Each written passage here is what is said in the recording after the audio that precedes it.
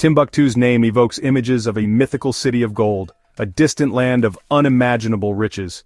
For centuries, European explorers chased legends of kings with mountains of gold and salt, missing the city's true treasure. The real wealth of Timbuktu was not gold, but knowledge, carefully preserved in manuscripts, libraries, and the minds of scholars. It was a city where books were more precious than jewels, and learning was the highest pursuit. Caravans brought not just salt and gold but books, transforming Timbuktu into a beacon of scholarship. Students and scholars flocked to its madrasas and Sankore University, seeking wisdom, not fortune. The city's identity was forged in its reverence for the written word, making it a center of learning during the so-called Dark Ages. The myth of gold overshadowed a deeper reality. Timbuktu's legacy is intellectual, not material. Its manuscripts are silent witnesses to a golden age of African scholarship. The true story of Timbuktu is not one of lost riches, but of a civilization that valued knowledge above all else. This is the reality that endures, far more inspiring than any legend of gold. Let us remember Timbuktu as a city of wisdom whose greatest treasure was always its ideas. Timbuktu's destiny was shaped by its geography where the Sahara meets the Niger River, a crossroads of worlds. Founded as a Tuareg camp in the 12th century, its strategic location transformed it into a bustling metropolis. By the 14th century, under the Mali and Songhai empires, Timbuktu became the epicenter of trans-Saharan trade. Caravans brought salt, gold, and books, making the city a vibrant, cosmopolitan hub. Trade wealth funded education, and culture rulers and merchants invested in scholars, mosques, and libraries. The city attracted the brightest minds, blending commerce and scholarship in a unique environment. Timbuktu's reputation for peace, justice, and learning spread far beyond its borders. Here, a scholar's robe was as respected as a merchant's purse. Timbuktu became a desert jewel shining with both material and intellectual riches. Timbuktu thrived on the ancient caravan routes of the Sahara, arteries that carried not just goods, but ideas. Caravans brought salt from the north and gold from the south, but their most valuable cargo was books. Manuscripts from Cairo, Baghdad, and Andalusia arrived alongside textiles and spices, fueling an insatiable demand for knowledge. The book trade became more lucrative than gold, connecting Timbuktu to the latest developments in science and thought. Timbuktu's scholars contributed their own works, sending ideas outward to North Africa and the Middle East. The city became a producer and exporter of knowledge, its influence felt across the Islamic world. This constant exchange fostered a cosmopolitan society where merchants and scholars from many lands mingled. Different languages and cultures coexisted, creating a vibrant melting pot. The caravans brought new perspectives, challenging old ideas and nurturing intellectual curiosity. Timbuktu's openness made it a dynamic crossroads of civilization. The desert caravans fueled not just an economy, but a civilization of the mind. Timbuktu's heart beat in its iconic mud brick mosques, Jingareber, Sankore, and Sidi Yahya. These were more than places of worship. They were centers of learning, housing the University of Timbuktu. Islam's emphasis on literacy and knowledge drove the city's passion for books and education. Scholars were revered, and the mosques became classrooms for theology, law, astronomy, and more. Private libraries flourished, lovingly assembled and protected by families for generations. Manuscripts were treasured heirlooms stored in homes and hidden rooms to shield them from the desert. Scribes painstakingly copied texts, turning books into works of art with intricate designs and gold leaf. The libraries formed a decentralized university, a citywide repository of wisdom.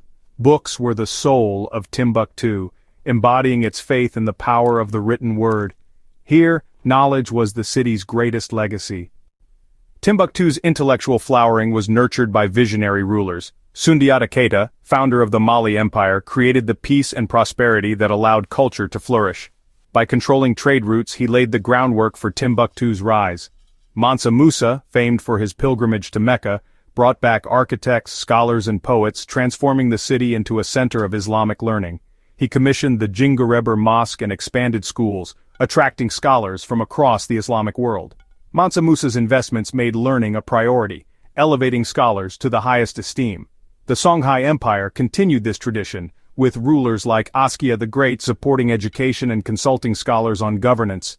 Royal patronage ensured that Timbuktu's wealth was channeled into knowledge, not just gold. This sustained support allowed the city's scholarly culture to take deep root. The vision of these rulers created a legacy of learning that outlasted their empires. Timbuktu's libraries held a universe of knowledge: Islamic studies, astronomy, mathematics, medicine, history, poetry, and philosophy. Manuscripts chronicled the histories of West African empires, offered scientific insights, and explored ethics, logic, and politics. These texts were not just academic, they were cherished family heirlooms, passed down through generations. Marginal notes reveal centuries of intellectual conversation, making each book a living document. Families went to great lengths to acquire and preserve manuscripts, seeing them as symbols of status and piety. The book trade was central to the city's economy, with merchants and scribes highly respected. Timbuktu's libraries blended local and global scholarship, creating a dynamic intellectual environment. The city was deeply engaged with the wider world, confident in its traditions and open to new ideas. Its manuscripts reveal a society dedicated to the preservation and advancement of knowledge. Timbuktu's golden age could not last forever. In 1591, Moroccan invaders shattered the city's scholarly infrastructure, executing and exiling its intellectuals. Centuries of instability followed, with Timbuktu changing hands and facing repeated threats of plunder. Colonialism brought new dangers, as French forces appropriated manuscripts as trophies. The harsh Saharan climate, heat, sand, termites, posed a constant threat to fragile books. Without the wealth of earlier times, many manuscripts were lost to decay. In 2012, extremist groups seized Timbuktu, burning tombs and thousands of manuscripts in a campaign of cultural destruction. For a moment it seemed the city's intellectual legacy might be lost forever. The world watched in horror as centuries of knowledge went up in flames, yet even in the face of devastation, hope endured. When extremists threatened Timbuktu's manuscripts in 2012, the city's people responded with courage and ingenuity. Led by librarians like Abdelkader Haidara, they organized a secret rescue, smuggling manuscripts out in chests and footlockers. The operation involved donkey carts, boats, and trucks, evading armed checkpoints at great personal risk. Thousands participated, entrusting their literary heritage to this daring escape. This act echoed centuries of guardianship. Families had always hidden and protected their books in times of danger. The manuscripts were seen as the soul of the city, worth any sacrifice. Thanks to their bravery, over 350,000 manuscripts were saved, one of the greatest cultural rescues in history. The quiet heroism of Timbuktu's people ensured their intellectual legacy would survive. Their actions are a testament to the enduring power of culture and the will to preserve history. The survival of Timbuktu's manuscripts is a victory for all humanity. They shatter the myth of Africa as a continent without history, revealing a vibrant civilization of science, philosophy, and art. The manuscripts offer insights into ethics, governance, and science with lessons still relevant today. Their preservation is a story of resilience and hope, showing that ordinary people can protect culture against destruction. Timbuktu's libraries are a shared human heritage, connecting us to a brilliant past and inspiring a more enlightened future. Ongoing efforts to conserve and study these texts are vital for the world's intellectual legacy. By supporting this work, we safeguard a crucial piece of our collective story. The true treasure of Timbuktu is the wisdom it preserves for generations to come.